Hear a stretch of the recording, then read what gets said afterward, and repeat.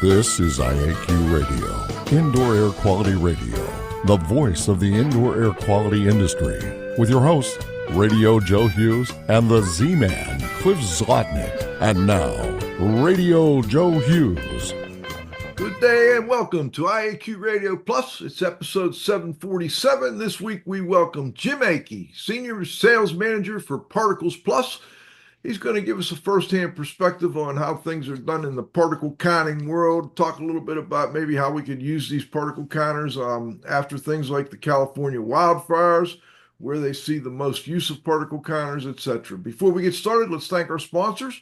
They're the reason we can continue doing the show. And don't forget, after the show, you can continue the discussion at afterthoughts.iaqradio.com. IAQ Radio Association sponsors are IICRC, the Institute for Inspection, Cleaning, and Restoration Certification at iicrc.org. The Restoration Industry Association, RIA, at restorationindustry.org. The Environmental Information Association, EIA, at eia-usa.org. IAQ Radio industry sponsors are Particles Plus at particlesplus.com. BioPlanet at byoplanet.com. Tramex Meters at tramexmeters.com. And now you can win a cool prize. It's time for the IAQ Radio Trivia question. Be the first to correctly answer. Simply email your answer to czlotnick at cs.com. Or if listening live, just text your answer from your computer. And now, here's the Z-Man. Hello, everyone. Congratulations go out to Dawn Weeks, Ottawa, Ontario, Canada, for being the first person to identify Edgar York as the founder of the organization now known as the IICRC. Here's today's IAQ Radio Trivia question. Name the person commonly acknowledged as the inventor of the first light scattering device. Back to you, Joe. All right. Jim Akey has over 25 years of industry experience working with his customers, sharing his application experience, and providing solutions for their controlled environment particle counting.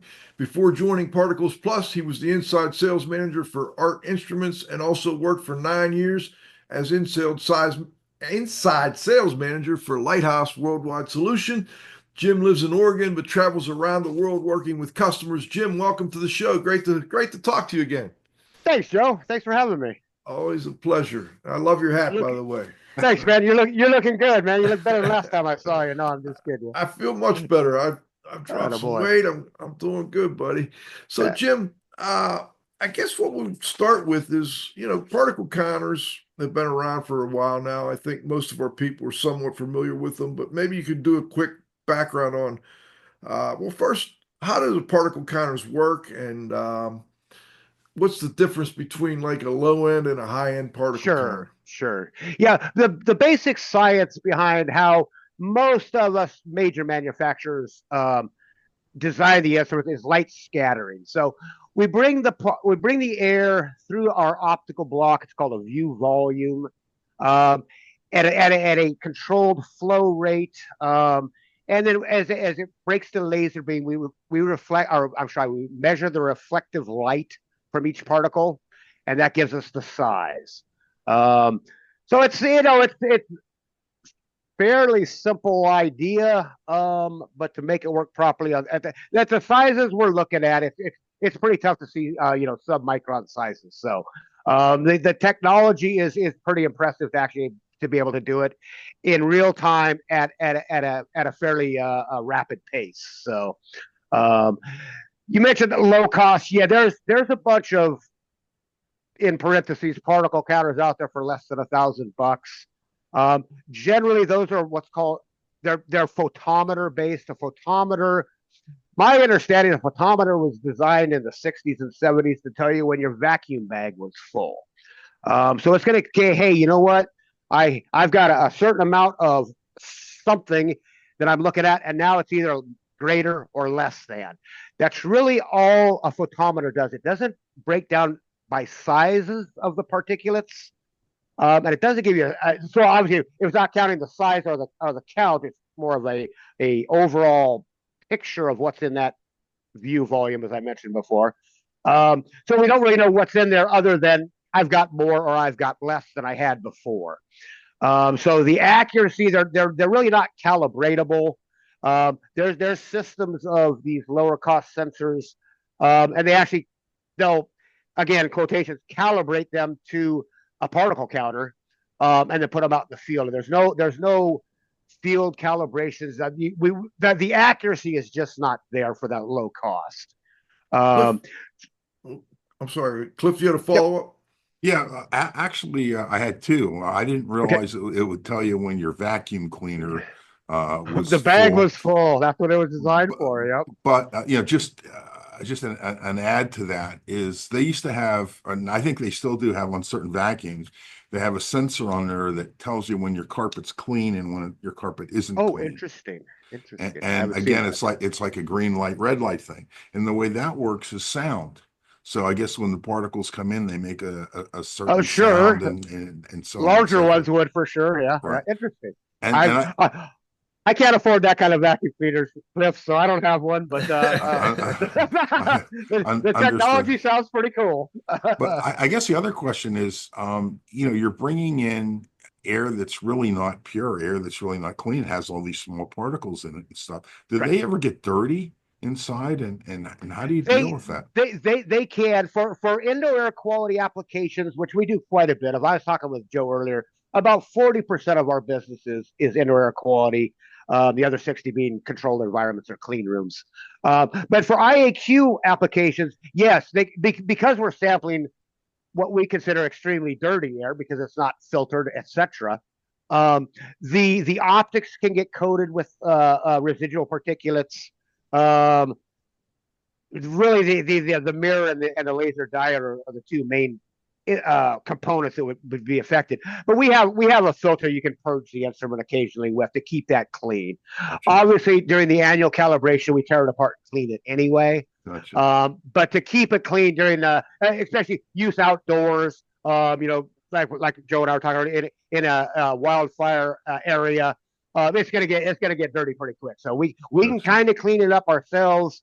Or we can bring it back to the factory and have them actually tear it apart and clean it. So they can get dirty, but there's a ways to keep it clean during or between the annual calibrations. So, okay, perfect. Thank you. Yeah. Now, if you could comment on how clients accept the device screens that present measurement as just a number with a plus or visual indication of yellow, green, red. Sure. Yeah. You don't do that, right? Your unit. We don't. Our counters just give you the particle count size and number, which most particle counters do. And they were designed originally for use in clean rooms, and the clean rooms have a certain limit of number of size particles you can have, or you're not that classification of a clean room anymore. So really, for them, the number is the most important thing. Am I below X? Yes, I am. I'm still within my classification. That's good. For indoor air quality, and the AQI index is out, and that's helpful. That's where, Joe. That's where we see the colors. The green, the yellow, the red, the maroon. I forget all the colors. That's very helpful for the consumer. Mom and pop in their store. They want to know the air quality around their building. There's maps they can look at and see, gosh, my county is in green. Perfect. I have nothing to worry about. So it's very helpful. We just don't have the bandwidth on our screen to actually show that. In my opinion, it would be helpful for IAQ professionals. I think it would be a hindrance or a confusion for clean room people. So there's we weigh them both out. Understood. Yeah. And also, what are you comparing? What would you compare those numbers to? Like we were talking about the air quality AQI, air quality index. We're still not even sure exactly what that's compared to. Maybe should we get Grayson to put that up on the screen? Yeah, go ahead and throw that the colored chart up there. And like sit back a little bit, Jim. Oh, sorry. It's all right. We're losing you. We want to see that whole good-looking mug of yours, buddy. Oh, come on, man. Come on, man. Now, that's the first time that's ever been said. No. Yeah, no, I mean, this is cool. Like I said, at a glance, you can tell where you're at. But I did some research last night, and I'm going to continue because I didn't find an answer. I have no idea what that 0 to 50 means.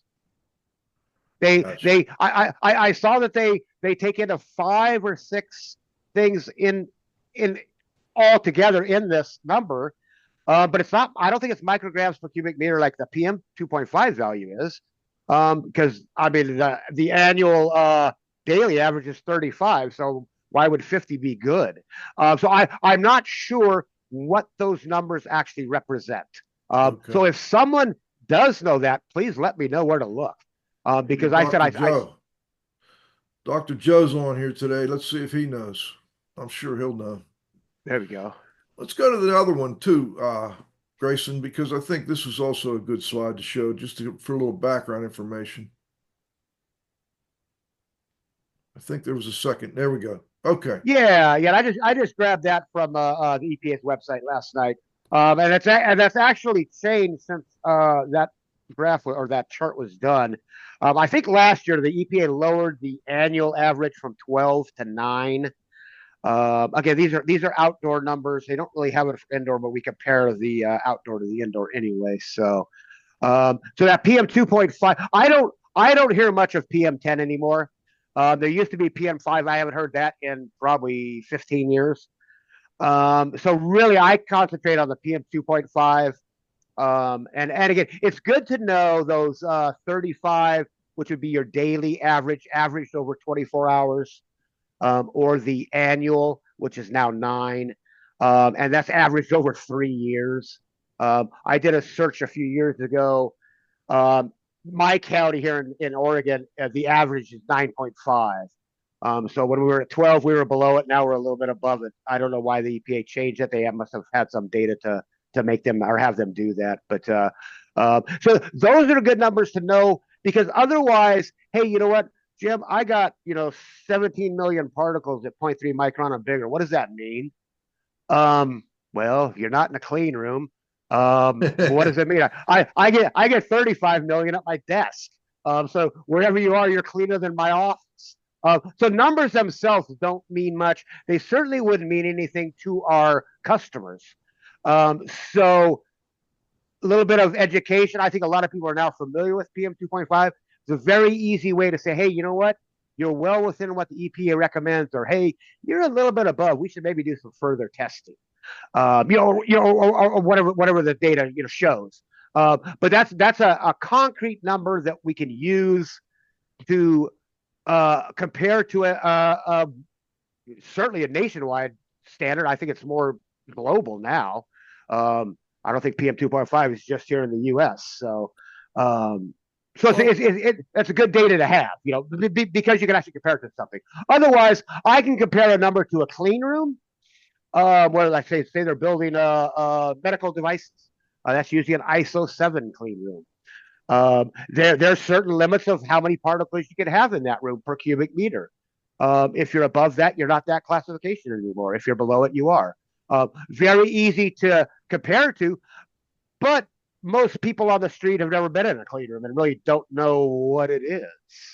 Intel uses them because they make chips. Well, of course they do. But there's different classifications of clean rooms. So you can compare the particle count numbers to that, but it doesn't really show the end user that much data other than, hey, you know what? This is what it was before I came in and I did some remediation, or I did whatever I had to do. And these are the counts now, and see how much lower they are. You might as well write that check to me now, because I did a great job. I mean, it's good data to show them, but you're comparing them. You have to have something to compare them to. Whereas in a controlled environment clean room, we compare it to the numbers that are allowable. Indoor air quality, no one's had the courage to say, hey, if you're more than 5 million particles per cubic meter, you're going to be unhealthy. That's not how particles work. Immunocompromised are gonna be more affected. So, Jim, who are your biggest customers at Particles Plus? Who uses these particle counters? Yeah, we've got over a broad range. I've got probably over 700 instruments in Tesla facilities worldwide in their battery manufacturing plants. So it's certainly not a clean environment. They're actually looking for larger particles. U.S. State Department is ramping up using some of our indoor air quality meters, along with TVOC and CO2. They're talking about putting that in each state department or in each residence, etc. Could be huge. Is that the one behind you right there, Jim? I've got a handheld. Yeah, the handheld is our flagship, the one on that. But the other one there, does that one do the TVOC? That's our AQ, correct? That's TVOC and CO2. Yeah. And CO2. Okay. Yeah. So it kind of gives you a little broader picture. Does particulates, temp, humidity, TVOC, and CO2. So kind of get a little more information about the environment that you're sampling. Well, that kind of leads me to another question, because there are a lot of these low cost monitors now, or meters, and even like room, people buy them for $100, $125. Sure. What's the quality of those? Depending on what they're doing. If they're saying that they're counting particles, if you bought it for $100, you're not counting particles. I can you may be seeing particles, you're not counting and sizing them. I can guarantee you that. So that's because we're not actually looking at each particle. Those aren't looking at each particle. They're looking at a mass of whatever their view volume is. I've got more or less than I had before. That's really all it can tell you. In sizes, who knows? It could be one big particle. It could be a million super tiny particles. They don't know. As size, like you and I were talking at another time, Joe, size really does matter when it comes to breathing in particles. The larger particles, nose, mouth, throat, great filtration devices. Smaller they are, the deeper into the body they go. 0.3 microns and below get into the lungs. Nanoparticles go right through the lung, right into the bloodstream. So that's why the EPA is focusing more on PM 2.5, because that is going to cause you more health problems than the PM10 with the larger particles. Our body does a pretty good job of filtering those out before they get in and cause too much damage. Me being the exception to that lately, but yes, I mean, if they're showing you temp and humidity. Sorry, Joe. That's all right. We talked about that before the show.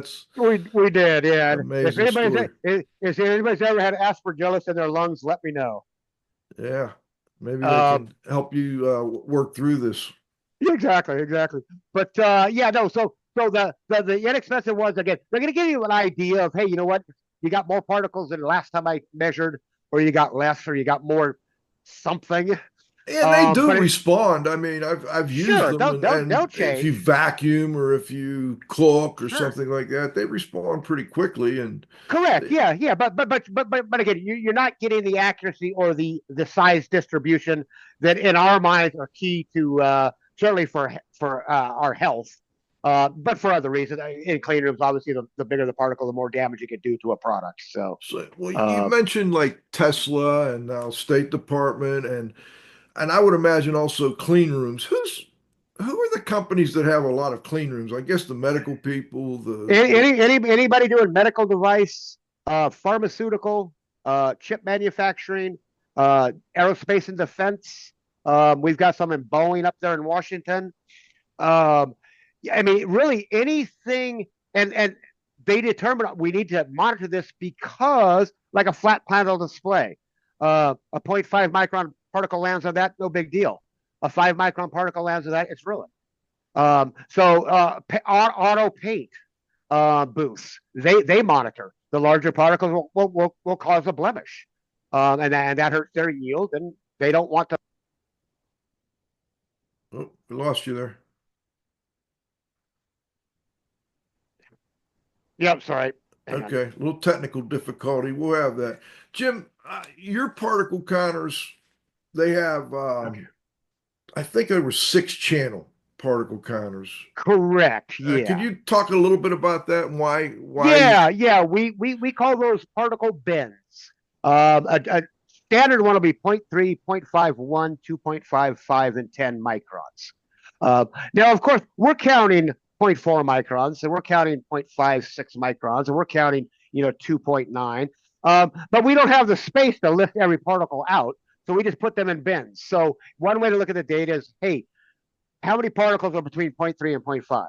Or how many particles are between 1 and 2.5? Or the clean rooms, they look at, they don't care the differential between the bins. They want to know how many total particles. That's called cumulative. So it's 0.3 and above, 0.5 and above. Different way to look at the data. But again, we just don't have the space to list out every particle size, obviously. So we just put them in the bins. So if it's in the 0.3 micron bin, it was definitely between 0.3 up to, but not including 0.5. I got a text question here I think is interesting, and I suspect you can't answer it, but I'm going to ask it anyway. What particle M's, I guess that particle counts, are medical professionals looking for to determine their patients are living in a healthy environment? Have you ever heard of any numbers that? Yeah, actually, in hospitals, certainly overseas in Europe, it's huge. Here in the U.S., we're having some pushback. Liability concerns, I believe. I was asked to leave my local hospital, just showing them the instrument.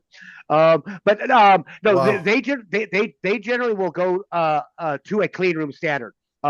Surgical suites, when not in use, should be ISO 7 or better. For those not familiar with the clean rooms, the ISO has ranges from 1 to 9. 1 being the cleanest, which is your Intel. 9 being my office. But it's not a controlled environment. So we can relate to the numbers to a clean room standard. Is that healthy or not? You can't say that, or no one can say that with certainty, because we don't know. Now, obviously, within a hospital, they may be immunocompromised, and so a larger particle load could affect them differently than, say, their nurse or their doctor. So it really depends on the health of the individual. And how they have tolerated. I mean, we breathe in, millions and billions of particles. I mean, that's just the way it is, and our body filters generally most of them out. So again, health wise, that's up to the patient, really. I mean, it's that's going to be determined. Their health is, or their adverse effect to the particles wouldn't be different than, say, yours or mine. So they might be a little more susceptible to something. But again, to monitor in that environment, a lot of times they'll go to the clean room standard. I know in Europe they're doing continual monitoring in patient rooms, surgical suites, even common areas such as the cafeterias and all. They're monitoring for temp, humidity, CO2, certainly particulates. And I don't think they do TVOCs, but anyway. So yes, in my opinion, they should be in every hospital and doctor's office in America. They're not. And unfortunately, it's litigation that's causing most of that, or the fear of litigation is causing most of them not to even look into the benefits of that. So unfortunate, but Now, his comment is that, but we're looking in homes, not hospitals, and I think that's a good point. So gotcha. Would you go to like the office level? I mean, again, homes are tough. What I tell folks is, first of all, when you get there, take a measurement or two outside. See what's going on outside. When you get inside, we certainly hope the numbers are less than outside. Sometimes they're not, and there's probably a reason for that. Oh, the guy's got his window open and got a backhoe going out there. Of course, the particle load's going to be high. Smoking cigarettes, or right. I've got mold growing on the wall. There's a lot of things that could cause a rise in particulates. But as to a number, no, you can't say that at this level it's going to be unhealthy for you, because some people it probably doesn't affect at all, and some people it could put in the hospital. It's just so dependent upon on how that person's body is reacting to the particle load. Who knows what's in that particle load too? You're not differentiating. Correct. We're not analyzing the particles. No, we size and count them. Now the size can help. I've got a lot of guys using it in mold remediation. You're finding the mold if it's behind the wall. mold spores are generally between 1 and 10 microns. So our particle count upper channels, if you go into a room and those counts are a lot higher, I'm not saying it's mold, but it could be. You break out your tool bag and get some other sampling methods and actually take samples there. Your aerosol cassette sample for that, you'll send it to the lab and see what's growing, What about restoration contractors? How are they using if they are your particle counters? Yeah, a lot of them will go in, before, during, if they had to set up a containment area. You certainly want to monitor inside and outside of the containment area to make sure the containment area is working, and then post clearance. Okay, I started out here, I did my work. Obviously, the count's going to be higher when I'm doing my work because I'm creating particles. But then at the end, when everything's settled down, the numbers are much lower than they were when I started. So yeah, and CIHs, a lot of times they'll use that for their pre and post clearance. So there's multiple uses for the instruments. Well, the other one that I think is really important is testing your equipment and see if it's actually testing the HEPA filters by all means. Yeah, you throw that air scrubber in the back of your truck, you get it to the thing, you drag it in there, and you very possibly you tweak the filter a little bit and it's leaking. What's unfortunate is there's no standard for that type of testing. There was a gentleman years ago that started trying to do it for that in particular, for checking HEPA filtration devices. Yep. Bob Brandis. Yes, called FIF. That never went anywhere. I had the original draft. I actually worked with Bob on that, and it never went anywhere. So no, but quick and easy way to do it is just go around the edge of that filter. If you're getting counts, you probably have jarred the filter loose. That's generally where the leak is, around the edge, unless of course you poked through the media. Cliff, but yeah, definitely good for that. Yep. No, Joe, you got it. It was about that they can use it to, ensure their equipment is clean. It's not kicking the particles back into the environment for sure. Yeah, yep. Air movers, vacuums. Sure. Yep. Air scrubbers, all that. Anything that's filtered. Yep. Yeah. All right. Let's. Why don't we go to halftime, Grayson, and then we'll come back with the second half of our interview. We got Jim Akey, sales manager from Particles Plus. Our association sponsors are the Environmental Information Association. EIA's multidisciplinary membership collects, generates, and disseminates information concerning environmental and occupational health hazards in the built environment at eia-usa.org. The IICRC, a nonprofit standards development and certifying body for the cleaning and restoration industry, iicrc.org. The Restoration Industry Association, the oldest and largest nonprofit professional trade association dedicated to providing leadership and promoting best practices through advocacy, standards, and professional qualifications for the restoration industry at restorationindustry.org.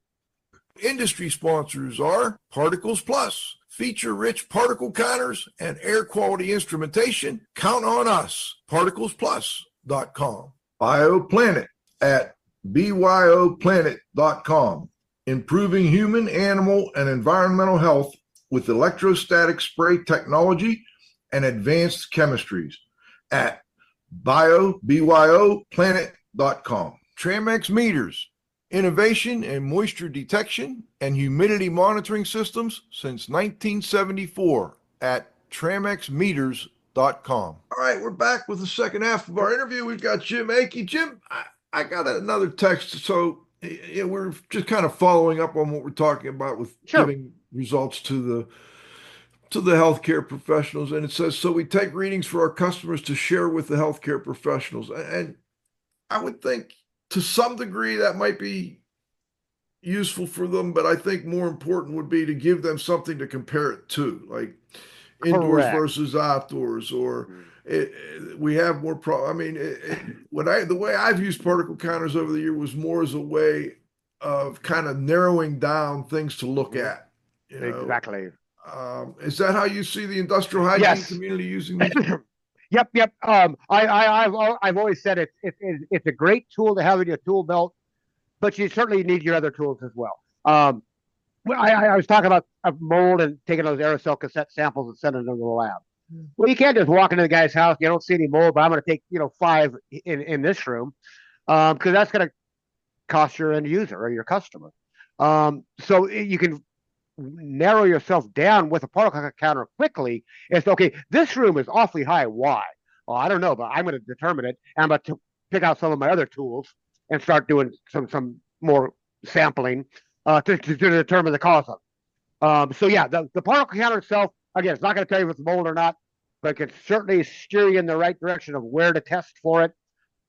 Save your customer some money. So, one of the best ones I ever, in my experience, I was dealing with a woman who she had some sensitivities, mostly in her eyes and sinuses, and couldn't figure out why she was having problems in her home. And we figured it out. We tracked it down using the particle counter, and there was a connection between her bathroom where she did all her makeup and everything, and an attic area with a bunch of loose laying fiberglass. And when I did the particle counts in that room, as I got closer to that hole, you got these huge spikes and very large particles. Right. And then I had to follow up and figure out, where it was. So they're used more as a way of narrowing things down, I think, a lot of times than a definitive answer to something. Correct. You're right. Other than, hey, you know what? Your inside numbers are less than your outside numbers. You're doing good. Yeah. Now, Jim, we've got these recent California fires, and we talked before the show. You were dealing with the British Columbia fires. Let's talk a little bit about how particle counters may help with people responding to these fires. Can you comment? Have you seen much in the way? Yeah. And actually, I was thinking after we hung up earlier today, Joe. Cal Fire, it actually just purchased a large number of our ambient outdoor monitors, which basically has one of our particle counters inside a climate-controlled box. But they're doing it for the wildfires in Southern California. And that's great. And like you and I were talking, it's better if you know what the numbers were before the fire started. So we're comparing them. But oftentimes you don't. But again, in that kind of environment, the number is going to be so outrageously high. It really doesn't matter what it was before. You're unhealthy. You're unsafe. Get away, get out, or put the fire out. But Cal Fire is using them. And again, in my opinion, for our customers, it would be, hey, you know what? What's outside? I'm 5 miles away from the fire. The wind's kind of blowing, and I can see the smoke. I can smell it. Go outside, measure, come inside, measure, and compare that, and just make sure that you're not getting a lot of the outdoor air into your house, your work, your structure, if you will. So to me, that's the key point of monitoring that sort of thing, is because the numbers are going to be there because that's the fire's causing it. But if we can mitigate it from getting into our home, or as little as possible, that's what we want to know. So certainly comparing. Again, the first responders, they don't care at all about that. They're thinking lives, structures, and fire. I believe the EPA did show up there shortly after it started, so they started their monitoring, which I thought was fantastic, to give people an idea of, hey, you know what, this is still pretty unhealthy to be in. Don't be in here without personal protection equipment or a mask, at least, or whatever. But then they tell you to stay indoors. Right, and it's bad outside. Yeah, right. And again, hopefully your numbers indoors are much less than your numbers outdoors. Yeah. Cliff, let me turn it over to you for a minute. This is your area. Well, I think that the one thing we have is this text question. I think that one of the things that Jim had said is there's kind of a price range for meters that are going to have, I think you called it a photometer. Yeah, photometer versus the other type. So what's that cutoff in price range, you think? My cutoff point, I go around $1,500. Right. Okay. We can actually build our sensor. We actually OEM our sensor, the particle counting sensor, for people to put in their own boxes. Right. For it's more than $1,500, but it's less than $2,000. Understood. So it can be made for that price. We sell them in large quantities, so that's why we Right. keep the price low. Right. But yeah, so they can. But a $500, again, in parentheses, particle counter is not an actual particle counter. I mean, I can guarantee you that the cost to build the sensor is enough that you can't do it for $500. You just can't with a laser diode, light scattering technology like we use, etc. So you give up accuracy for price point. Another question that came in from the audience, I think it's a good one, is rapid contamination of the meter a problem in a wildfire environment? It could be, depending on how much you're running it. If you're running it continually, basically, the more air you suck in, the more contamination you're gonna be counting, sucking in, and the more once the pump stops, those particles are gonna go somewhere, and they tend to, fall out on the optical mirror, the laser diode, the photodiode, things like that. So, right. Yes, it could get contaminated, but we have ways to keep it clean during the field. So that kind of leads me to a comment from Ed Light here. A huge limitation to interpreting particle counts with respect to indoor air quality is spatial and temporal variation caused by many factors like room activity and circulation. Sure. So his contention is particle counts are not useful for clearing smoke damage restoration. We talked about how they get dirty. I thought you were going to come back, or I thought one of the ways that you deal with spatial and temporal variation is by taking a longer term samples or repeating your samples. Correct. In an area where you've got a fire, that could lead to contamination over time, though, Joe. Okay. I've got people using them outdoors that we bring them back every 6 months to clean. We're not talking days or weeks. We're talking. These are in coal mines. They're filth. So yeah, depending on how much you're sampling in that environment is how much contamination is going to be in there. Obviously, the more it's running, if it's running continually, the contamination doesn't have a chance to build up because the airflow is constantly going through the optical block. So the particles don't have a chance to settle down because they're in that airstream and they're going from top to bottom into the filters and back out into the air. So yeah. So cleanliness, yeah, you can get them dirty. There's ways around it. You can kind of keep them clean, and then we clean them obviously on annual service anyway. So I rarely see a optical block so contaminated that's not counting. Let's put it that way. Okay. Rarely. If you have a follow-up? Yeah, I do, Jim. Just a question. Many years ago, I bought my first meter for measuring temperature and relative humidity. That Okay. was a very fast meter. It would Sure. kind of be like instantaneous. The other ones were much slower. And I remember putting it into the airstream of a desiccant dehumidifier, and it kind of blew out the sensor. Gotcha. That powerful airstream. So would you caution people that utilize your equipment or utilize other equipment about, don't do that. Don't stick it into something that has a really high airstream because it's liable to blow, to damage your sensor. Yeah, ours and most of the major manufacturers, it's all the flow rate is electronically controlled. I think we can go plus or minus. I want to say 5%. I'm not sure. Don't hold me on that percentage, but you can go plus or minus. But it's got to be because how we do it. 0.1 CFM is our hand. So a tenth of a cubic foot of air per minute comes into that instrument. That's steady, and we need that steady because as they're going through the laser, we need to know the velocity they're traveling when that breaks that laser beam. So if the flow is off in our instrument, you get a flow error. I've shoved them up in duct work, and I get a flow error. Okay. I've shoved up the tailpipe of a diesel truck. It counted the particles. It didn't oversaturate, and the airflow wasn't enough to cause the internal flow control circuit to freak out. But no, most of them are internally flow controlled, and you'll get an error say, nope, I can't count. The airflow is not correct. Okay. And it'll ramp up or slow down, trying to maintain that flow rate.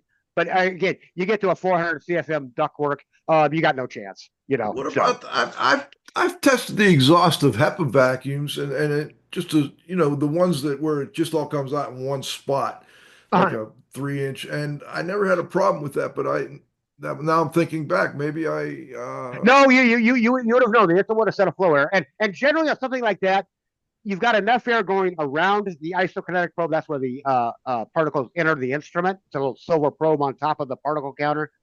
There's enough air passing that it's basically drawing air out of that airstream into the particle counter with the pump.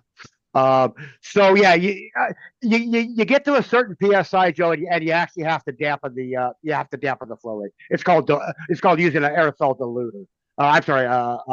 Well, you can use a diluter for particulate load.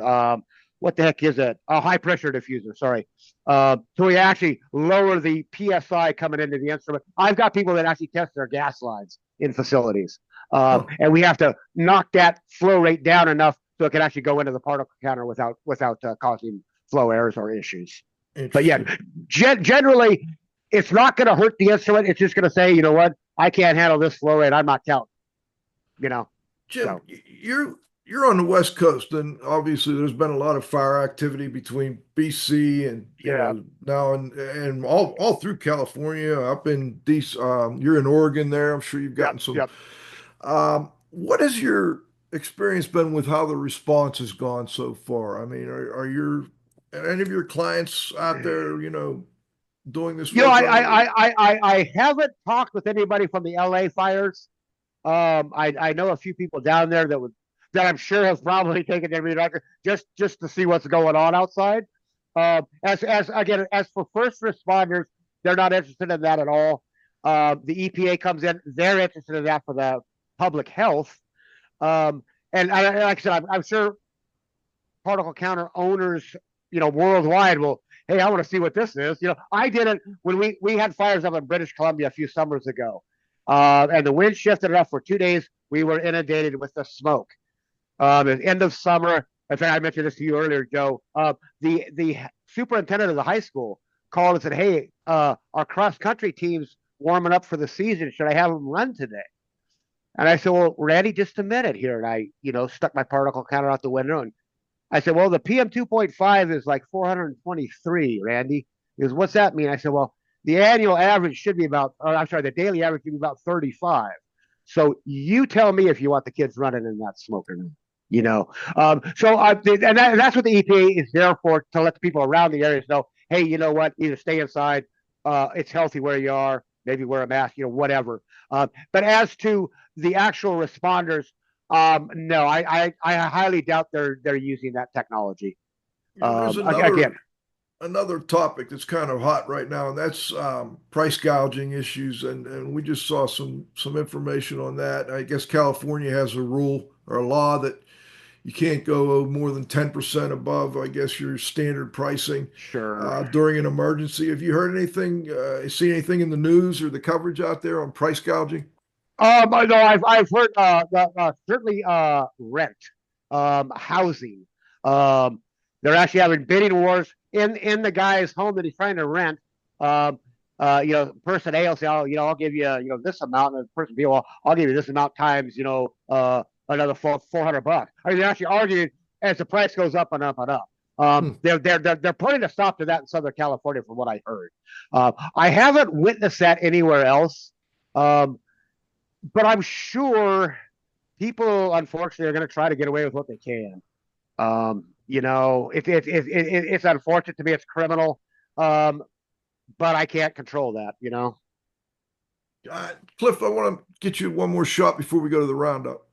Well, I guess we had another question that was somewhat specific in that, like a restorer and consultant asked, my colleague's using a Gray Wolf particle counter model PC-3016A to measure 6 gases for quick surveying pre and post fire remediation testing.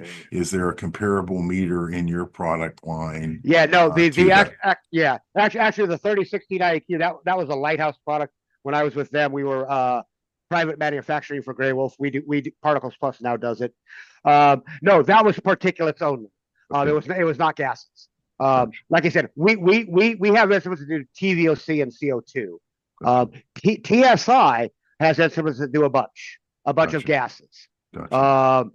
So, but we, like I said, we've just focused on a couple of the gases. We're looking at more. We've got the bandwidth for more. We just haven't gotten there. But yeah, no, the lighthouse one is just particulates, temp, and humidity.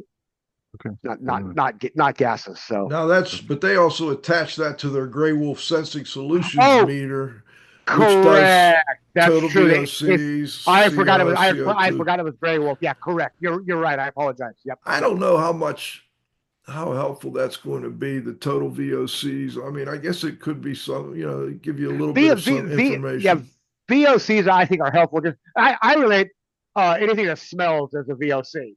So if you got a strong odor in the house, your VOCs are probably higher. If it's bothering you, you want to get rid of it, right? Other than that, yeah, there's not a whole lot, and there's not. I don't even think there's a cut and dried standard said above this many parts per billion is good or bad. I have not seen that. I think the EPA says you want to be less than one or two or something like that. Anyway, yeah, but I guess getting back to that specific question, yep. What I want to throw out there is one of the first things that's going to dissipate, after the fire is extinguished, is the gases. I mean, they're on a very, very rapid decline. So if you're kind of doing this, post remediation, it would seem to me that you're probably not going to have a lot of VOCs that were related to that were fire related, because most likely, if there are VOCs, they're gone. You might have some semi-volatiles and things like that, or if you had VOCs, maybe from the cleaning products that were used. Correct. Right. Yeah. Terpenes and limonene and that sort of thing. But let's go to the roundup, Grayson. Yep.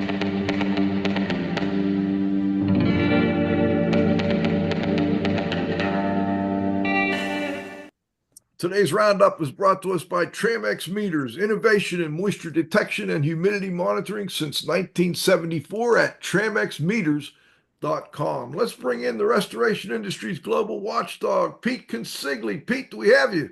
Yeah. All right, Pete. So as I was listening to the interview, and particularly Ed Light's comment that he didn't think these the particle counters were effective or useful in clearing smoke damage, and I'll have to defer to Ed because he's a CIH and I'm just a lowly restoration guy. But it seems to me that the comparison would be to the use of ATP. So when ATP came out in our industry in the 90s and it was first introduced, it primarily was used for determine cleanliness on sewage losses. And there's been a lot of discussion on that. Ralph Moon wrote an article, The Use and Misuse of ATP in the Restoration Industry, to determine the usefulness of numbers and clearance, etc. And then it shifted over into the mold sector. I don't know that it picked up much momentum in that area. But I will tell you the one thing that I think ATP is used for, and the particle counter, this could be analogous for smoke damage, is for quality control and comparative purposes. So it may not be useful for clearance, but I know a lot of guys were using the ATP when they did cleaning before a third party might come in, whether it was a mold or black water category 3 type loss, to at least give them some comparative analysis. And so my question is, could that be used with particle counters? And if so, in what context? In other words, you don't have to have definitive information. Maybe you can't get it to say, yeah, I'm going to clear this job, whatever that particular criteria would. But certainly it could be used for comparative analysis and quality control purposes. So I'd ask Jim if you got any thoughts on that, or if anybody wants to weigh in on the chat log. I think there could be some value in that. Jim, what do you think? Yeah, I mean, the numbers you get, like I said, if you're using them in the correct way, I think they can be very helpful. Now we're talking, if we're talking pre and post, obviously you got to have the foresight to measure before you start. During a fire, measure it during it, and measure it after it. And now again, if you actually got smoke damage in the home, other than particulate levels, the particle counter is not going to tell you a whole lot on that. other than the particle levels are still pretty high as opposed to what they were before this started, or they're lower than what they were during the height of the fire. So you can kind of get an idea, but no, the numbers themselves aren't going to tell you really anything other than I'm, I'm below what I should be, or I'm below what I was, or I'm above what I was, Yeah. So look, so Jim, let me narrow that question a little better. It's not necessary to take any kind of countings when you go into a building, and if it's all covered with smoke, just like me and Cliff for years have advocated, unless there's litigation or some reason, why would people go in on a mold project when they could see mold growing in the world and start to take counts? That's been a very contentious thing over the years. Where I think the ATP uses come in, and this is the analogy I'm making for particle counters, is that after cleaning has been done and the place appears to be clean, through a visual inspection, the white glove test, the just olfactory, etc. Then you start to take some counts and see where it goes. So that way, if somebody does come in and has some criteria to say, well, we're going to clear it, now you've established a baseline after you've done all the cleaning. And I think to a certain degree, that's what they do if they're cleaning up after sewage and things like that. I mean, if the place is all flooded with raw fecal matter, you don't need to start sampling. But after you clean it, then you kind of want to know, well, how good of a job have I done? And or in between multiple cleanings, Right. Analogy. So, and if that's the case, do people need a $2,000 to $4,000 particle counter, or would a cheaper one serve that useful nature? I don't know. I'm just throwing it out there to see if it's and really depends on what they want to do with the data, how they want to present it. If you want to present, hey, you know what, I got less than when I started. If that's all you want to tell them, knock yourself out with a photometer, man. It's cheaper. I think. Go ahead. I was just say, but to delve into what could be the cause of this or that, you could go down to average particle sizes for aspergillus, or average particle size, and actually look at. So if those numbers are high, still you may still have a problem. Again, the particle counter is not going to tell you what it is. Particle counter tell you, hey, you know what? I better either take a sample here or clean better because the numbers are higher here than they are everywhere else. So I think I think that where restoration people are going to use it. I think is number one, checking out their equipment. Just to confirm that it's working out okay. Certain cleaning processes. For instance, if you're cleaning the air handling system, a lot of times, you're removing significant amounts of residue. However, shortly after cleaning, your particle counts could be virtually astronomical. Because you've started up. Yes, you've removed the bulk of it, but if you're counting particles, the bulk is removed, but there are a few particles left over. There's probably quite a bit of particles left over. Yeah. Absolutely. But I think going back to restoration, if you're working within containment, there's certain situations that the restorer is also going to be removing asbestos or something like that, or particle counting. I think would be very important. But I think in a fire restoration job, the customer doesn't understand the numbers. That's kind of why I like the red, the blue, the green, the smiley face or the frowning face and stuff like that. I mean, it was real. There was a company called Spec that was an offshoot of Carnegie Mellon University here, where they developed this technology, and they developed this little particle counting machine, and it was a low cost device, so it was probably more of a photometer than anything else, but that's what it had. It had like this Mr. Yuck face, for the red, that was bad, and it had the green. And people love that. You go out on an inspection, even though I might be using a much more sophisticated particle counter such as yours. I'd have this little thing, and I set it on the table, and the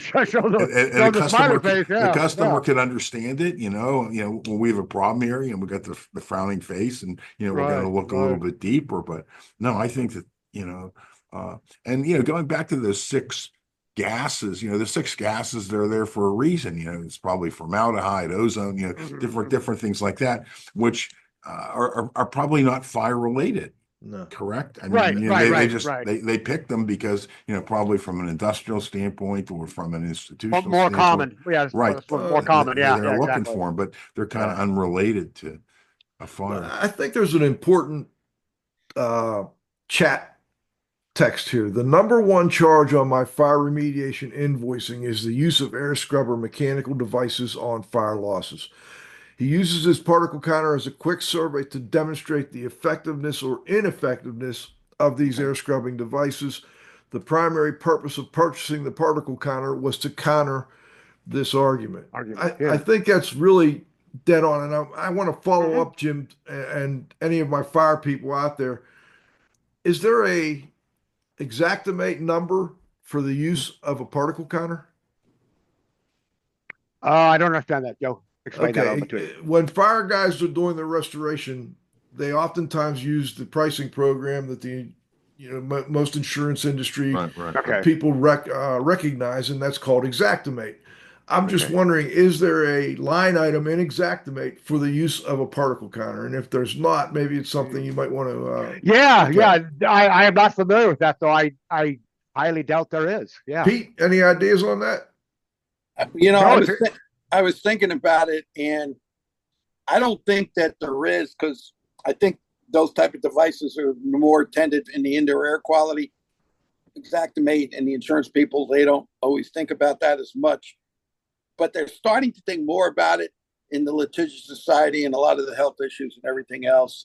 And here, Lawrence said he's opening up Xactimate and checking now. Right. Pete, if I may, while he's doing that, what is in Xactimate, if I'm not mistaken, and he can correct me, is a figure or a charge for equipment decontamination. Okay. Well, that's been in there. That's been in there for a long time. Right? Understood, but this is the document. This could be covered under that charge. Okay, because how are you going to document, that you've done it? And there are also replacements for, HEPA filters and so on and so forth. How are you going to document? Well, I'll tell you, I think that I don't necessarily think that guys have documented. I think, as I can recall, I won't name companies, but I've been to quite a few restoration companies over the years, and when the equipment comes in off of the site, they clean it, detail it, do whatever their particular protocol is going to be. Then they wrap them in plastic, and then they put those as the equipment that can be loaded to go out to new jobs. They don't really necessarily document this much. Of course, Cliff, you did that study there a while ago. You presented at the Old Healthy Building Summit about a lot of the dirt and the stuff that's left behind in these air movers, and that you're taking the stuff from one person's home and potentially bringing it into the next. But and let me say this. I wouldn't be too quick to tell Xactimate to include the use of that on top of the charges in there for that. I think I'd encourage them to add a new line item to their program. Interesting. All right, let's go around. Cliff, any final questions? Any final comments? I'm good, thanks, Joe. Jim, thanks for joining us. Oh, you bet, guys. Yeah.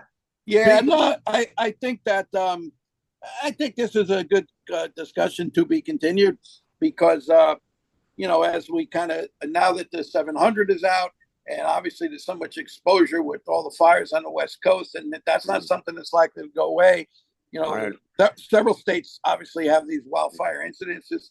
California seems to take the spotlight because they have, most high profile, if you would. Right. But anyway, I think it's evolving, and I think the next time that the consensus bodies get together to review what's going on in the smoke and fire area, there's obviously discussions be on the table, and we see where it all goes. But I do agree with what Cliff said, Jim, is that maybe you want to take it under advisement to talk with somebody well versed in the restoration industry. Yeah, definitely. How you could approach in the right way to the software providers, not just Xactimate, there's 3 or 4 other ones, that how they start to include this in there. And I think there are a lot of guys who are users of your product who are well known on this show, been involved in the IEQA for years, who other people know, who also have a foot in restoration. There you go. guys like John Lapatere. There's a number of other ones, Sure. but John in particular is very well known here. And actually, that new meter, well, it wasn't so new, but the meter that I remember Adam rolled out at one of our winter break events in 2022, and then he showed it, I think, at the Ashtray show. The idea for that meter, I don't remember the exact number. It was a little lower cost than the premium meter that covered a lot of stuff. Yep. It was Lapatere. I think it was Jeremy Beagle. It was 3 or 4 users who were CIH, guys in indoor air quality, who suggested that to him, and he brought it to the R&D people. So it's fluid. It's a moving target. And I think there's opportunity there. Forget about the sales part of it. If you could fill a need that's required in the marketplace, not just to add extra line items, but provides value and benefit to the customer, to people paying the bills, property managers, insurance companies, etc., I think then that's what will convince them, hey, maybe we need to take a look at this. Yeah, right. So we got up there. Lauren came back. Yeah, Lauren came back. There's a DOP, dioctylphthalate test inspection line item per piece of equipment, closest item to checking the effectiveness of equipment. Interesting. So that's kind of the point that Cliff was making. That's been there for a while.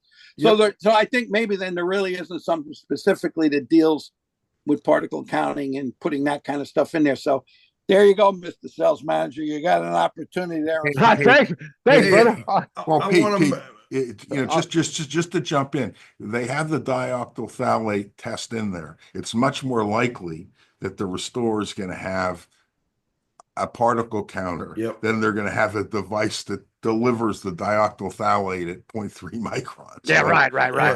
And then they've got to measure it too. Correct. Absolutely. So I think that's where the particle counter would work. Jim, right. I'm not sure if Particle Plus hasn't traditionally been an exhibitor at the restoration industry shows, but of course the one this year coming up is a big show for the Restoration Association. It's in West Palm Beach at the end of April 28th through 30, 2025. You read my mind, Pete. And all the friends are going to be there, and a lot of people that Particle Plus people know. And I know, even though you're on the West Coast, you got a lot of Particle Plus people that are on the East Coast. So you ought to think about that. I don't even know if they have space available anymore. But I'll mention it. I'll mention to Adam. We've actually got an office in Jupiter, Florida. I don't know how close that is to West Palm Beach, but very close. Very close. Okay, it's like less than an hour. Nice. I'll make sure that they're aware of it. You said it was April. What? I missed the date. It's the April 28th to 30th. 28th to 30. Okay, excellent. Yeah. So just go to the website, which is restorationindustry.org. Okay. And Adam knows about it. Tell him to reach out to me privately if he wants more information, because he's in my phone. He has all my data. And by the way, Cliff and I will both be attending this year. At least I'll be there for the last day in Pete's roasts, but Cliff, I think, will be there for a couple of days. Cool. So, all right, Jim, before we go, I'll always like to give you the last word. Anything you'd like to add or anything we missed? No, just if there's questions, people can reach out to me for sure. Okay. Don't remember afterthoughts. We have afterthoughts. Yep. What's that? Afterthoughts, yeah, Joe. That's the part of the show where they have afterthoughts, and that's where you can a lot of the people can engage. Cool. Afterthoughts.iaqradio.com. Go ahead, Jay. Okay. Yeah, but no. Like I said, we kind of touched the basics of it. If there's more questions, for sure, get in touch with us. Industry specific, application specific. Just let us know, and I've been doing it for 25 years, and I've kind of run into I think most every possible application, but always looking for new ones, man. So hit me with it. It's Jim Akey at Particles Plus. Is that Jim.Akey? Yep. Jim.Akey at particlesplus.com. Correct. Yep. AKEY. I'm on that other website. If you go to contact info, I'm on there. So and he responds quickly too. All right. There we go. Hope to. Yeah, try to. Thank you for joining us on short notice. I sent you a LinkedIn request too, so I'm going to add you to my phone right now. Oh, great. Thanks so much, Jim. You joined us on late notice, and I really appreciate it. No worries, man. It's good to talk to you again, man. A very interesting show. I want to thank this week's guest, Jim Akey, My co-host, the Z-Man, Cliff Zlotnick, our engineer, Grayson Gone Fishing Fisher, of course, the Restoration Global Watchdog, Pete Consigli, most importantly, our sponsors and our loyal audience. We'll be back next Friday at noon with the next episode of IAQ Radio Plus. For IAQ Radio, I'm Spike Reel saying thanks for listening.